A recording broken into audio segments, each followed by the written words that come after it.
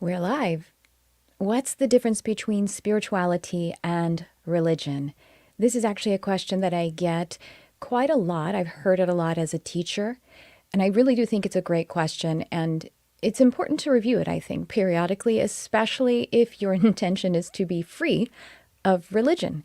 And I have thought about it. I've thought about it as a teacher, as a spiritual teacher, and as a person who has a spiritual practice, and also as someone who has thrived in spirituality while I was in religion, and someone who actually left religion so I could have more spiritual experiencing. So that's what I want to talk to you about today. Join me as I am live broadcasting, and of course you might be watching it in the replay, because I intend to really give a sort of grounded analysis about what the difference is between being spiritual and being religious. So welcome to the Charmed Life podcast.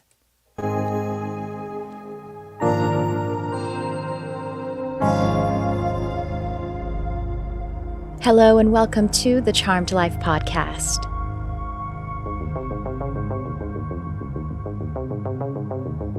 This podcast is all about magic, metaphysics, mysticism, and the unconditional love of the universe. And I am your host. My name is Trisha Carr. Welcome, welcome, welcome. We are live on YouTube. And, some folks might be actually watching it in the replay. And we're also, I'm going to post this on the podcast. Those are the many ways that I am welcoming you in. And we're going to get right into our topic. And if you are here live, I want to invite you to say hello to me. Let me know what your thoughts are on this topic. I will incorporate them into the discussion if you would like them to. And so hello, Tracy's here and Tiffany's here. Nice to see you guys. All right, let's get into the juice, to the meat of this topic, which is what is the difference between spirituality and religion, or being spiritual or being religious.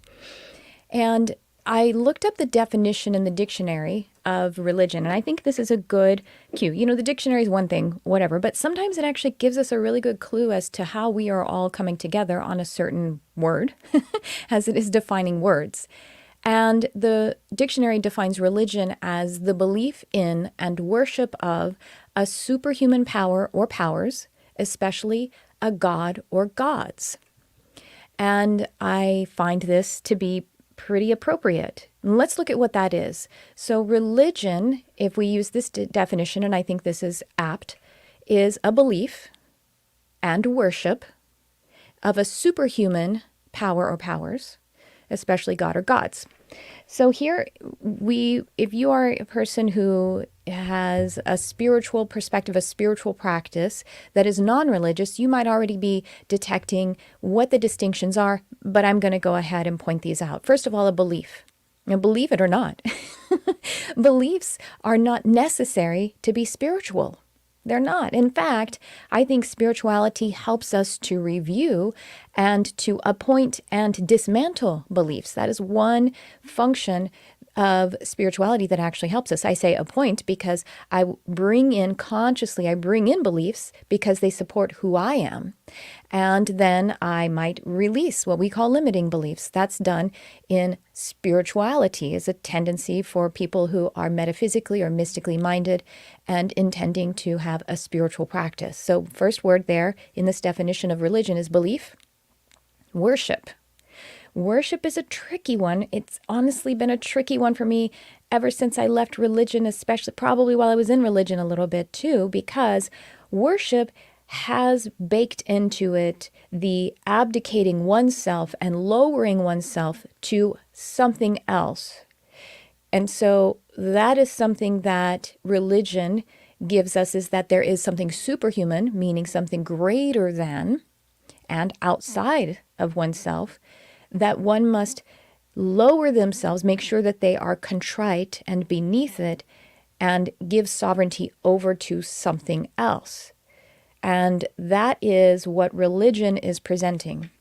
So just from these points here, I've already started to talk about it with spirituality. We have a tendency to want to have the power empowered, right? Powered within. Now, I want to digress for just a second before I move into more of how this contrasts with spirituality, belief and worship of a superhuman power. because when I was in religion, I actually did have spiritual experiencing and I had spiritual development while in religion. And some of the community that I kept, whether they were teachers or preachers or, fellow parishioners, that there was also an encouragement some of the times in the religion I partook in that God is within you and that you experience God in your heart and that internal experience of God and that God has placed his stamp upon your heart, these different things. So in that, I was able to have a true inside out experience. Therefore, what I'm saying is a spiritual experience rather than an outside in experience, which is what the definition and what a lot of religious techniques tend to encourage. So, religion is placing an authority outside of you, placing something greater than you outside of you. And spirituality is about placing that authority within you and allowing you to be encouraged and self-accepting and self-loving and to be able to find that, in fact, that God or the universe is not a superhuman experience any more than I am also superhuman. So if we get into metaphysics, which is in that word alone, meta means outside, above, or beyond, physics meaning the physical realm, that's what metaphysics holds as a philosophy, not a religion or even a scientific perspective, that it is we are also superhuman. So there's still an equating of the power structure here, not a differential in the power structure, which is what religion almost always seems to have. And I'm trying to be polite by saying almost always, but in fact, that's the makeup of religion. You see, as religion is establishing an outside authority, the way that religions are structured is that they actually have a centralized authority. They have something like, the Catholic Church has the Pope and the Vatican who are setting the beliefs and setting the behaviors. Or even the Christian Protestant churches or any of the other religions, there is some kind of authority or doctrine that is established outside of oneself. And that in order for one to be able to receive the approval or acceptance of the outside authority, that there must be some kind of rites of a refining of oneself, a worshiping, and a bringing oneself down to that stature. And then it is still up to the authority as to whether they will actually be accepted in their, behaviors and in their acts. So religious experiences also, because of this outside authority imposition, in this clip I'm showing you here, is an example of in Catholic confession, there is the authority of the priest saying, tell me your sins because you are a sinner, you are bad, and I will be the judge of whether you get to be relieved of them, and that will be by prescribing a certain amount of behaviors. And so these behaviors, prescribing beliefs, that is in contrast to spirituality, which is self-behavior, observing oneself, building one's own character, and refining and purifying one's own consciousness. So let's talk about the behaviors aspect of it, where a religion says you must do this, whether it is remain chaste and abstinent outside of marriage, or whether it is a certain kind of prayer or ritual that you must do. You must be in, I know in the Protestant, Christian, different religions that I went through, it was like, what are they, the four tenets, which is the reading the Bible, prayer, and I can't remember the other two right now. I'm not very religious anymore, apparently. It's great if one of those happens to be like actually helping others. That would be fantastic. Sometimes they are. So once again, that would be a beautiful experience that would refine and develop your consciousness. And so that can happen in religion. But back to behavior. So the outside authority of the religion is prescribing the right behaviors. With spirituality, rather than someone else prescribing the right behaviors, there tends to be an encouragement of self-discipline. Discipline is a good thing. right? But it's a self-imposed, it's an inside-out discipline. And I love this word discipline because in that word discipline, the root of it is disciple. So if it's a self-discipline, I am a disciple unto myself, my personal and spiritual development, the refinement of my character and my being, and the refinement and expansion of my consciousness, and certain kinds of disciplines, just like beliefs that I can create so that they will help to service my inner development. A discipline, a structure that helps me to be focused, helps me to be able to release behaviors that aren't serving me, to release influences that would distract me from being my true authentic self. So again, there's the juxtaposition between religion and spiritual, what tends to be the spiritual experience. And I will tell you also one interesting way that I think we can detect that there is a religious thing happening. A mark of religion is that religion tends to insist someone else believe the same way that they do, right? And that comes directly from the sense that there is an outside authority. The beliefs and behaviors are determined outside of the individual. Therefore, there's an insistence that others believe the same way that you do. And this is a good example of it. Someone on the street with a Bible verse and saying that these very aggressive, really ways, trust Jesus and stop sinning, you sinners. So the insistence that you must have the same experience that I am. Now, in addition to religion having the insistence that that someone else has the same belief or behavior that you do, there may be also something that if we are in pursuit of being spiritual and not religious, we can check ourselves that we're concerned that someone else validates our experience. That means that if someone is trying to reject me because I have a spiritual practice and that I need to convince them about the spiritual thing that I'm into, that is an edge probably of being conditioned by what might be religious or what might be having an outside authority. So it's also a religious mark that you require someone else to validate your own experience. Now, with a spiritual sort of perspective here, we have, rather than there being others who would need to believe the same way that I do, need to behave the same way that I do, or that I need someone else to validate my own experience, we might have more of the being rather than believing.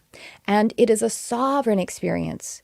It's personal, it's intimate, it's established inside, it's established from within. So that's what I would see as another demarcation between religion and spirituality.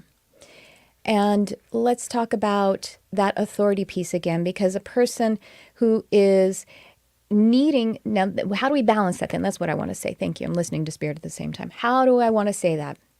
How do we balance that? Well, if we are looking to teachers or inspired speakers or reading books, intending to be spiritual in our spiritual development, we just need to keep checking into ourselves. We want to keep reassessing what works for me and recognizing that there are as many different experiences that are authentic and beneficial as there are individual people, meaning your experience is going to be unique. Your what will benefit you will be unique. What is relevant to you in your development at that time is completely unique. Are there universal things that we come together on? Yes, of course. Of course there are. And it is up to us to have our own discernment. And it's interesting because in my experience of religion, the discernment was more about allowing this outside authority to mimic it so that it can be my discerning spirit. Now, before I go on, I just want to mention one thing that I have coming up because it's a really exciting and fun thing. And I would say it's pretty accessible. There is a link to it in the chat. It's a workshop that I'm doing, but it's also a course. It's a 7-day course. And it really feeds into what we're talking about here because, this idea of having a discipline or having something that helps us to focus our conscious awareness so that we can develop ourselves spiritually, that's what I was, well, honestly, encouraged by Spirit to to create. And it is happening live, but then it's going to be created into a 7-day course, which you'll get access to right away, or about, pretty soon. So the thing is, I think we all are pretty clear about the fact that we're having a mass spiritual awakening in humankind.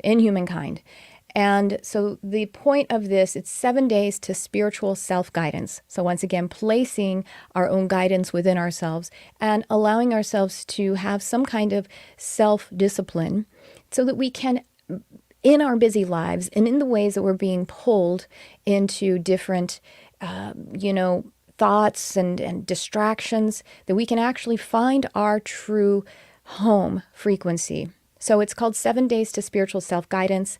Be your own spirit guide and become your own psychic. Now, many people who are here, I've already worked with them, and you are a practicing intuitive and psychic. It's also for us, for the people who are already practicing their spiritual practice, because it kind of gives us this roadmap of 7 days to help us to really have a growth, to dig in and get a growth mindset going again about getting our own spiritual guidance. Now, it's not only about guidance, because here's the thing. If we do something like divination of any kind, like if we're using a pendulum, or if we're using runes or any kind of divination device or system to help us to focus our conscious awareness, to gain our own guidance, there's a thing that sometimes I think is missed, whether you are new to having a spiritual practice or seasoned at it, and that is that it's not only about getting answers about what's going on or what could happen. It's also about counseling you and giving you the attunement and making that divination or that guidance also into an empowerment so that you can manifest. So it's not just about self-guidance or spiritual guidance, it's about manifestation as well. So I'm really excited about this because it's very simple. We can fit it into our life. It's 7 days. And then the Spirit has told me if we do it 3 consecutive 7-day cycles, which would be 21 days, you'll find a whole new expansion in how you are. It'll give us that growth mindset in our spiritual practice and in our life. So if you wanted to attend the live, just the lessons part of it, it's on June 30th, Sunday, June 30th from 10 to 12 Pacific. And it is just 2 hours, but then you're going to get a course with it that comes with a lot of meditation. So if you go to that link, you'll read all about it there. But I want to tell you that you can either join it that way, and that's like $44, but you can also just join Modern Mystic, which is amazing. And it is only $11 a month. So you can actually get it in the Modern Mystic because it's included. So if you're a Modern Mystic subscriber already, you don't sign up for it because it's already coming to you. It's happening as your workshop. So I'm going to leave it to you to read all about it as I paste in Modern Mystic as well. So you can join the workshop for $44. You can join Modern Mystic for $11, and you'll have the 7-day system for upticking or creating your own self-guidance. So back to the distinction between spirituality and religion.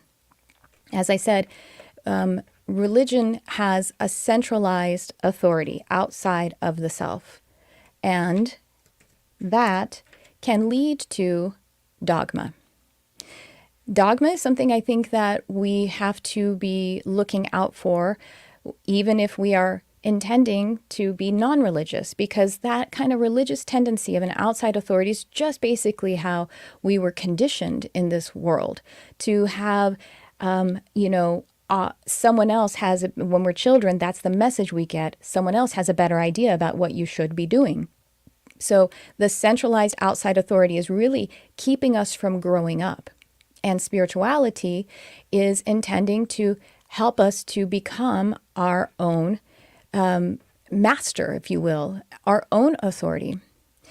Another thing that religion tends to use along the lines of this outside authority, along the lines of dogma, is the application of fear and punishment to negatively reinforce, to negatively reinforce people sticking with the beliefs and behaviors, to sticking with the dogma, and to sticking with the authority that's outside of oneself. So we have the negative reinforcement about you're bad and you need to be like this, the sinner, here, you're a sinner, or you're going to hell. God rejects you. That is something that religion has as a feature, tends to have as a feature. Not all of them probably, but it's a pretty common one. Meanwhile, spirituality tends to employ self-acceptance, self-love, self-compassion. And then that spills over into accepting others, loving others, having compassion for others. And that inside-out experience does develop our consciousness, purifies our consciousness, brings us home to ourselves. And it also brings us to a greater character, a personal development.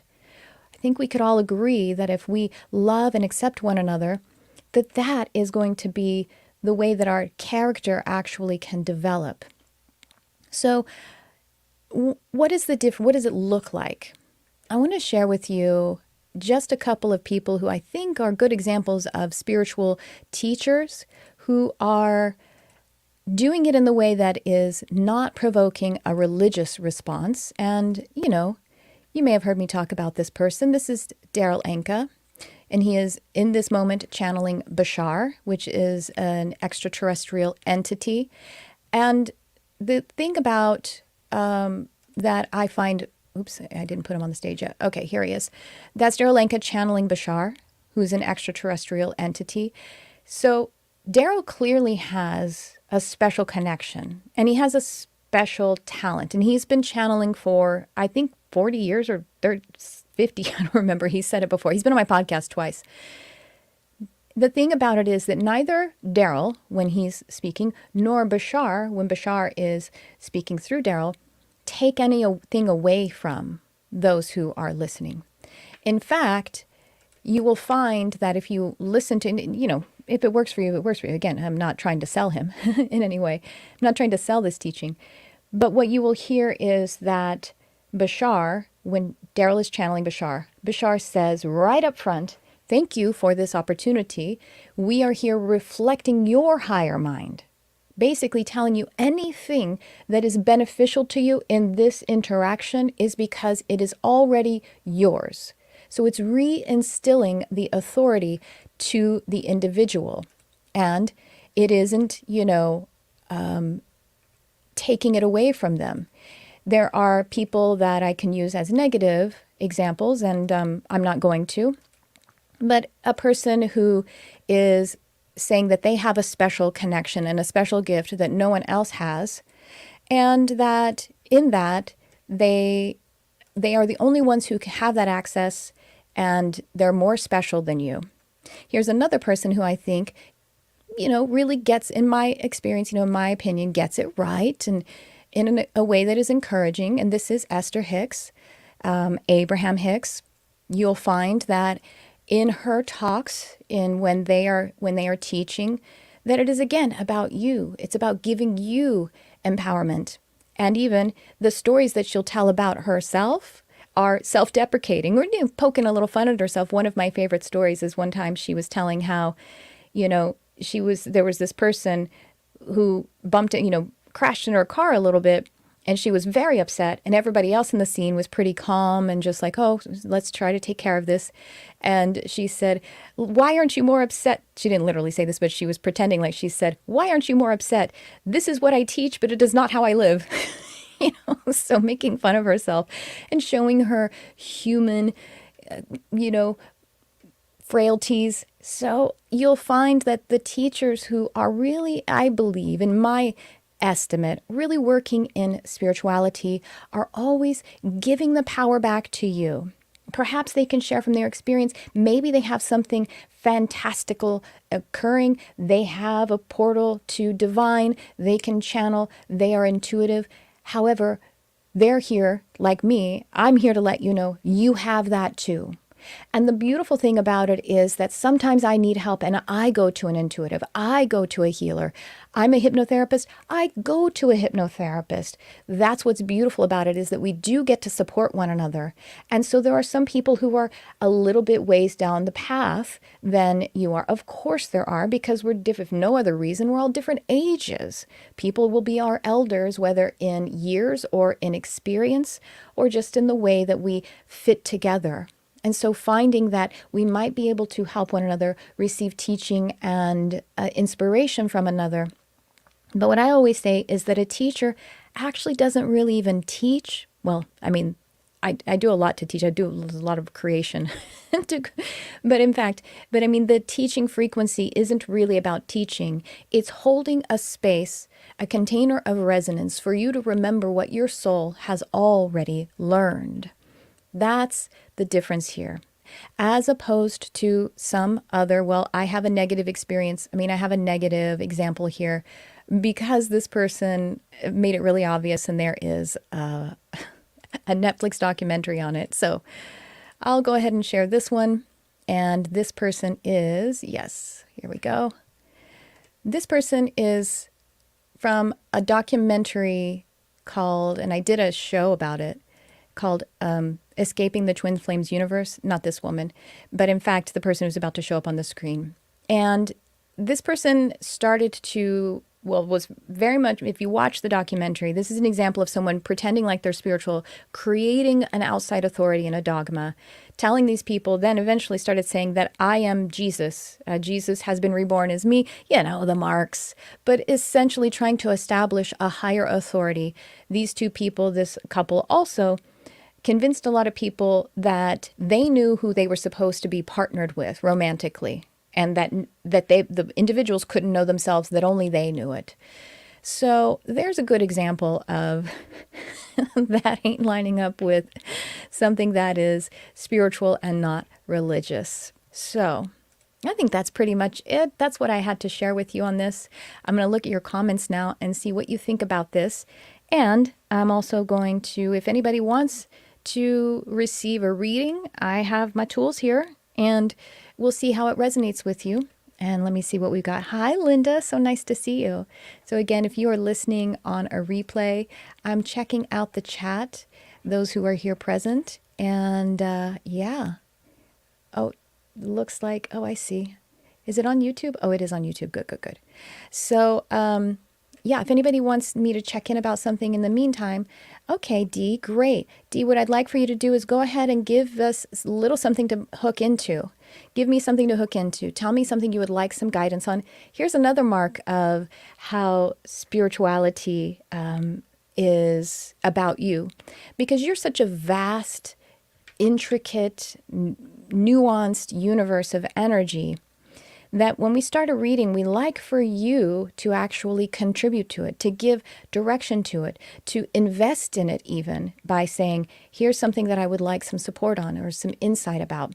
So give us a little something to hook into and give some direction there. And in the meantime, while you're getting that together, I'm going to go ahead and pull a card from my unicorn deck is calling out just for everyone, anyone who is watching this and at any time, or listening, I should say, then this card is for all of us. Hi, Jessica Lynn. Nice to see you. So set your intention right now, everyone, and see how this card, it's from my unicorn deck, will actually support that which you have on your heart. And then I'm going to do a little pendulum work over it. And then I'm also going to pull a rune. So once again, I want to encourage you as I'm shuffling and waiting for the card to present itself. Check out the show notes, because I have a really cool thing that's 7 days to spiritual self-guidance. And that's a really easy and, ooh, gosh, got quite a few that just jumped out of the deck. So they're telling me the third one in this pile that just jumped out. So that's 1, 2, and 3. Got it? Check out that 7 days to spiritual sovereignty or spiritual self-guidance, and also Astral Mastery, which is the ultimate intuitive expansion program. And we are about to, we have opened still the doors for people to be founding members. And in just a couple of weeks, we're going to close the door for founding members, and we're going to go to the full, we're going to go from beta to the full test of it, meaning the investment will rise, and but it's going to be amazing. So, okay, so I see you, D. Great. So now I'm going to do some pendulum work over this card. This is still for all of us, and I'm going to get you, D, here in a second. So please show me what is yes. Excellent. So my yes is counterclockwise. It often is counterclockwise for me. Every now and again it's clockwise. Please show me what is no. Great. Good. And please show me what is clearing. Okay. So clearing is counterclockwise. Excellent. And that's usually how it goes too. And please show me what is receiving, what is pulling in energy. And that is clockwise. All right, great. So I'm going to look at this card. I'm going to intuit what is a good group message for us. And then we're going to see how the energy, how the pendulum wants to help us. Now, I'll tell you, pendulum work is amazing. Some people call it dowsing. The thing about pendulum is it not only also gives us yes, no answers, or if you use a board to have it to show us numbers, words, or letters, even without a board, it is also, it helps us to pull in energy and release energy and to balance energy. So again, it is a manifestation tool in addition to a self-guidance tool, something I'm going to teach about and give us give us a short lesson, but give us a practice to be able to to create in your life in that 7 days to spiritual self-guidance. So anyway, because we're bringing in the intention, we're bringing in the resonance of energy, and we are also allowing it to be infused into a material object, and then we're using kinetic energy, meaning movement. That's how powerful this tool can be. So, okay, our card is expansion. Wonderful. So let that all soak into whatever your intention was, that you wanted to receive some nurturing, some guidance, some attunement on. And for those who were just listening, I'll tell you this card has so much blue in it. It has some white and white clouds. The unicorn is, well, she's actually a Pegasus. I don't even see a horn on this animal. So it's a Pegasus flying through the blue sky and clouds. And the Pegasus is white with pink and coral kind of colored wings and mane. The card says expansion. Spread your wings and soar. Share your message and shine your light. Show the world what you're made of. Wow. That's amazing because it's so personal to me. I'm like, y'all, are you really talking to them too? Because it's so for me. Look what they told me just yesterday was like, remember who you are. And I was like, oh, yes, thank you for that. Okay, so then I'm going to just ask this card in expansion. Can you show me if we need to clear? I'm just going to ask, do we need to clear energies around this? Yes, we do. Thank you. Now, do we need to receive energy about this? We do. All right. So I'm going to say, do we need to, would it be in the highest good for us to clear first? And actually, I'm getting a no. They're saying that we want to receive first. And so it's already going in the receiving clockwise. So open up your heart, and it's starting to really move quickly now. Open up your heart and receive energies of expansion. Receive the love of the universe. Receive the energy that exactly who you are is meant to expand, to shine, to soar, to feel freedom. As you're receiving these energies and you're allowing them to permeate your energy and to pour into your heart, they are outseeding any energies that are not of the same kind. And so we're already coming to the end of our receipt of this energy, and we are almost complete. Very good. Is there anything that needs to be released? Actually, it's moving into balance. Okay, great. So we're just balancing now. We did release while we received. So it was very efficient. Now we're just balancing. We're balancing in the sense of freedom is safe. That's what they're telling me. Freedom is safe. Freedom is you. Freedom is authentic. Freedom is who you are. Anything that is not aligned with the true home sense of frequency of Freedom is not yours. It might be there, but it's not for you to identify with. If you have pain, suffering, worry, stress, it's not yours. It exists, but you do not have to be one with it. What you can, it's coming to balance now, you can identify to freedom, empowerment, and who you truly are. And that will be the thing that carries you into your soul mission and expansion. All right. Pendulum has released us for now. Thank you so much, Pendulum. Thank you, Expansion Unicorn Pegasus card. And I'm going to pull a rune out of here too. I'm not going to cast them. I'm just going to pull one out. And let's see what. Here's one that is. I'll show the screen here, but I need to pull out my card because this one is not one that I am quite as intimately familiar with. So I'm excited about it. Okay. Oh, right. That's right. It's Yara. And so I don't know why it escaped me for now. So Yara, this rune, I love these runes. I got them on Etsy. You can find them on Etsy. So it's on a wood chip. So what Yara looks like for those who are listening is it looks like two really wide set V's that are pointing at one another. And meaning like their insides are pointing at one another, but they're staggered. So Yara means year, and it's indicating the wheel of the year. It's indicating seasons and cycles, and it's indicating that all is unfolding for you. It's a very positive card. It's a very positive rune, and it is about receiving the harvest, and that the harvest is a foregone conclusion, and that you are in that bounty already. That cycle is fruiting for you. So this is great. I love this. All right, so here we go.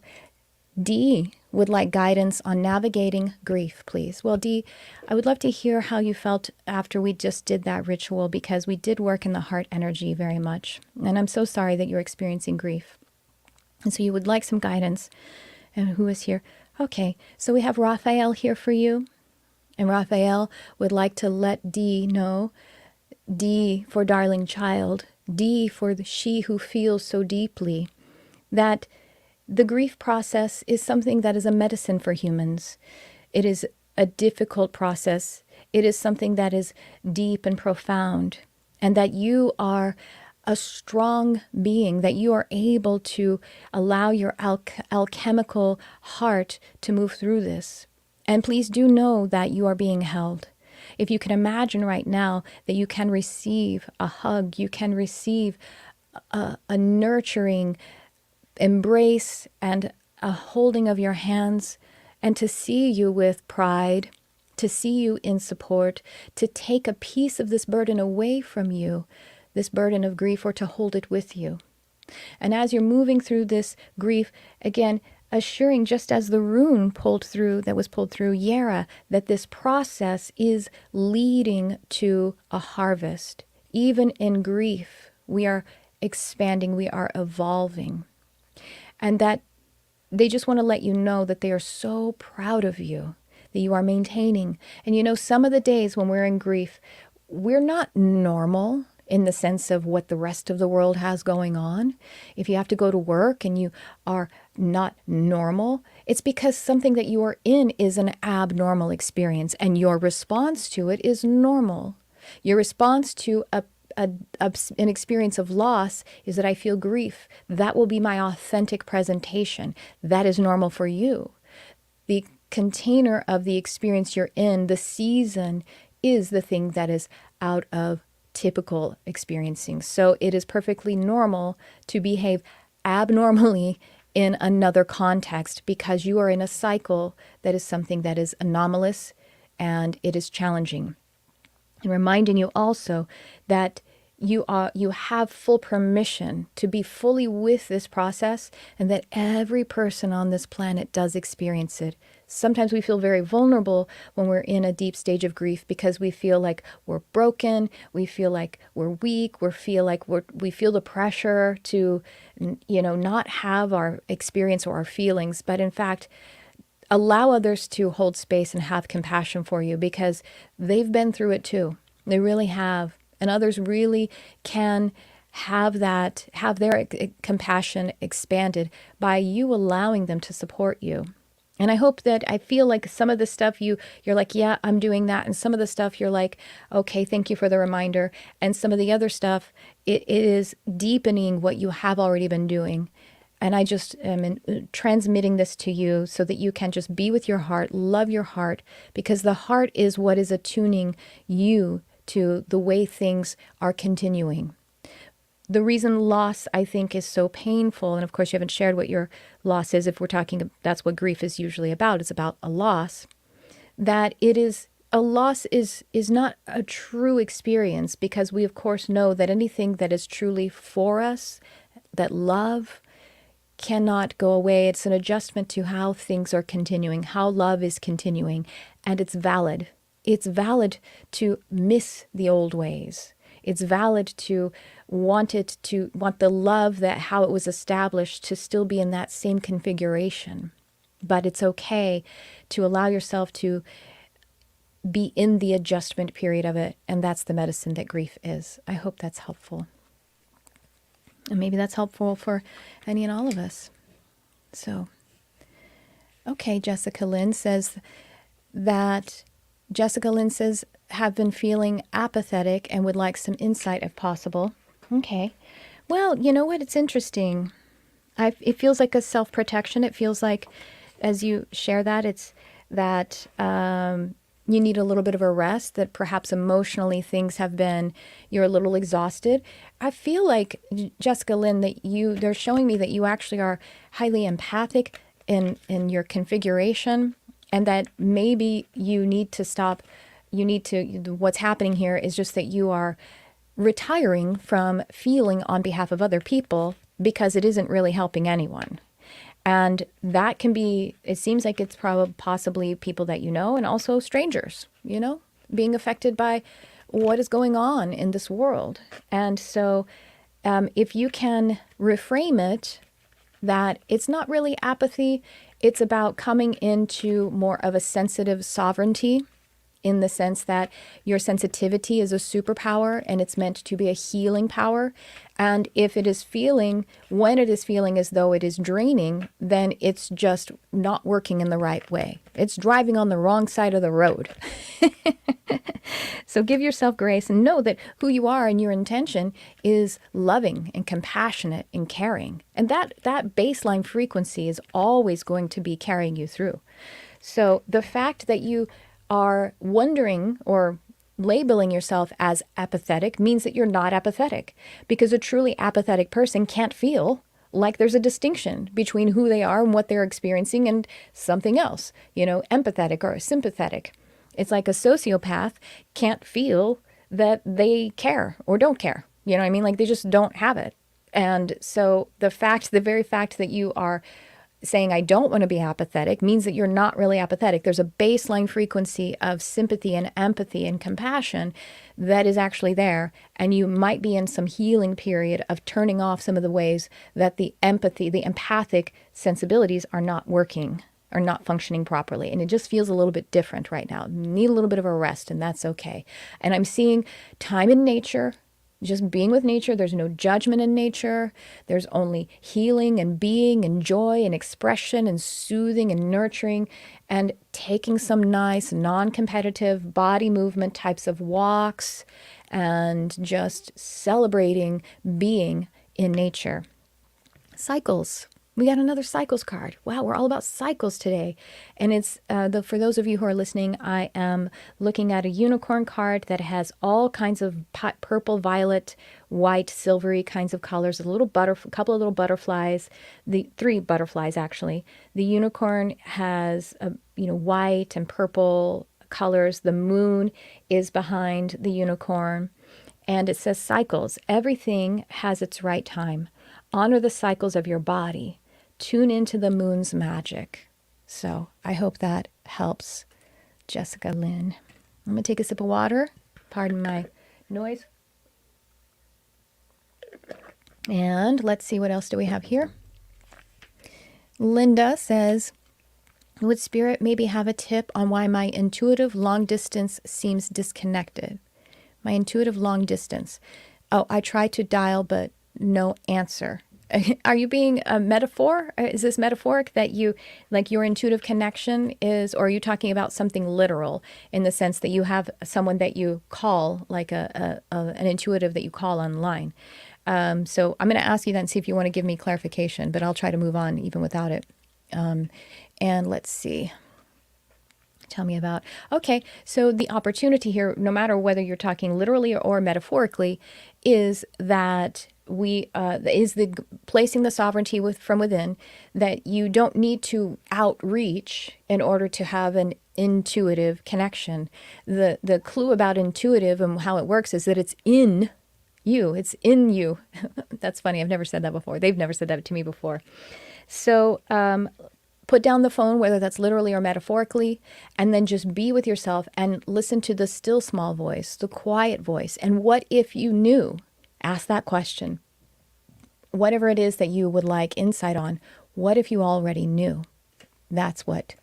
Good. Lisa says that resonated. I hope that's helpful, Linda, but that's what I see is the opportunity to, okay, thank you. Nope, one more thing.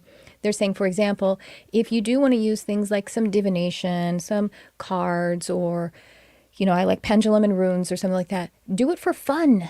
Bring some playfulness back into it. So there's no definite outcome. Nothing needs to happen. It's about playing, and relish that inner child play so that we can come back into alignment with what is natural. I'm so sorry, Dee, you lost your father. Thank you for sharing, and we just hold prayer for you right now. If you guys would like to join with me, just join your intention. Let's take a breath. And we pray for Dee and all of the loved ones of this person who has made his graduation. We thank Dee's father for creating a child who has come to our experience at this time.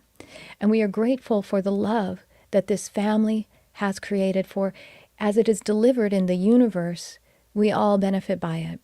So we send blessings and love and courage and soothing to Dee and all of the loved ones who are here in the physical experience as Dee's father makes his graduation, holding that loving space from a different perspective, and yet an even more fulfilled perspective, so that he can be with his child at all times.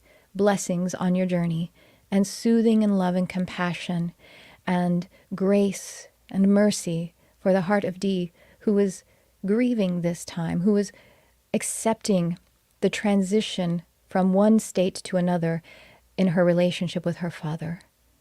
So many blessings, soothing, and love. Amen. Good. Comforting for your heart. Good, good, good. I'm glad to thank you. Yes, you're very empathic, Jessica Lynn. I'm reading the comments, those who were listening that came through. Jessica Lynn, yes, you are very empathic. So yeah, not apathetic, you're actually empathic. And so you might be just attuning that empathic, channel a little bit more. And I want to let you know that I do have a program that's so amazing. Victoria's here. Victoria, who is saying, yes, cycles on the summer solstice. Are we at this? Oh my gosh. Are we at the summer solstice? Yes, it's like tomorrow, isn't it? Oh my gosh. How hilarious. Oh, I forgot what the calendar is. No wonder we're being brought into this. So anyway, back to Jessica Lynn. We have a course. It's a course that you can actually get right now with lessons, meditations, and all kinds of replays of really amazing community meetings with Empowered Empath.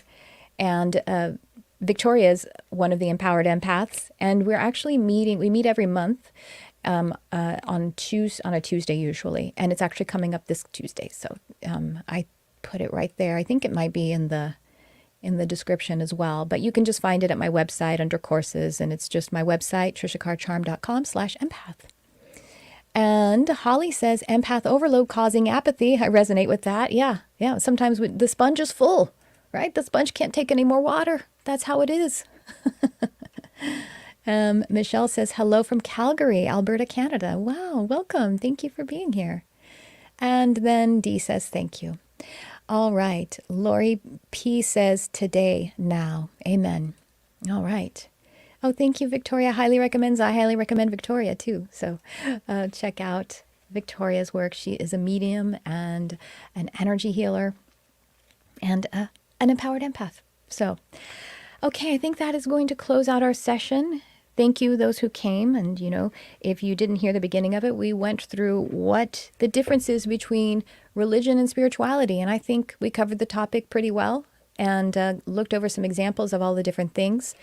So I'm planning to go live more often, maybe even twice a week. I'm going to let that all unfold as it does. And of course, I have my podcast, which has all the back episodes. I also have the Modern Mystic subscription, which is only $11 a month, where you get a workshop every month. This month is that one that is the 7 days to spiritual sovereignty, self-guidance. I can't remember the name of it. Read the thing. And also a meditation. And then you also get like all these great like mini podcasts, if you will, throughout the week. So that's what I have for you. And of course, just any reading. The summertime opens up a lot of space. So I have a lot of openness right now, which I don't usually for one-on-ones.